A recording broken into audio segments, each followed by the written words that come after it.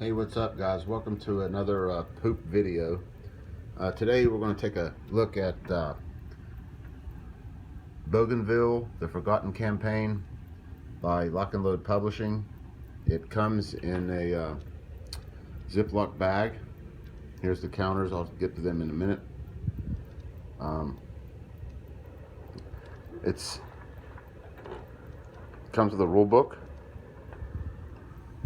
that is 25 pages long, but there's lots of illustrations. The text is very large. It's in full color. There's lots of explanations about the units, different parts of the map.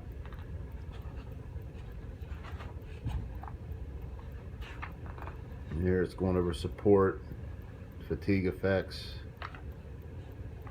supply, fortifications, amphibious landings, special rules, victory conditions, and then what are these here? These are different scenarios. This is Cherry Blossom, Scenario 1. Scenario 1, oh, I see. This is for the Japanese player setup. This is for the American player setup. Then we have Scenario 2, Enter the Australians. Again, Japanese and American setup, or I guess in this case Australian. And that's it. That's the back of the cover. It's a stapled rule book, and like most Lock and Load rule books that they make like this, it'll start doing that on the edges. You see, but there's really nothing you can do about it. It does come with a play aid, one for each player. This is the American or Australian side. It's got a combat results table, a terrain effects chart, some explanations and other things. And there's one for the Allies and one for the Japanese. Then there's the map, which is very, very small. What is it, 11 by 17? The hexes are rather large. Very small map. And then of course you have the back cover for the sleeve that it comes in. And then getting over here at the counters, you get 75% of a counter sheet, 3/4 of a counter sheet, but there's actually very few units.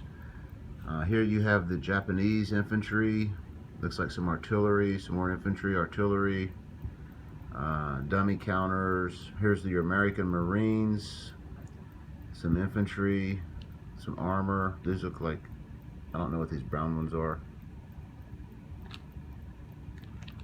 But there's very few units on the map. A lot of these are just markers or administrative counters, and they pop right. I mean, they're just popping. Well, this doesn't have a top line to it, but these things are just falling right out of the sprue. It's ridiculous how well they die cut these. Well, I wish everybody could die cut like this, but that's the counter sheet. So there's not a lot of counters, so I guess it makes sense that the map's going to be kind of smallish. And this is a, I believe it's a tactical level game. Well, semi, let's see here. Looks like battalions, let's see, unit sizes. What do we got here, unit sizes? Units have a military size based, okay, yeah, we got brigades, regiments, and battalions. So, that's the scale. What's the map scale here? Each hex is 7 miles across. So, you know, not a lot of counters, not a very big map. Kind of disappointed. I got this game on sale, and after I got it, I still thought I paid a little too much for it. This should be like a $25, $30 magazine game. You know, but to each their own. I thought it was going to be a boxed game. I was disappointed. Lock and Load does make box games. There's one right here, A Wing and a Prayer. It's a pretty good game. But anyway, that's a quick look at Bougainville The Forgotten Campaign by Lock and Load Publishing. Thanks again for watching another Poop production.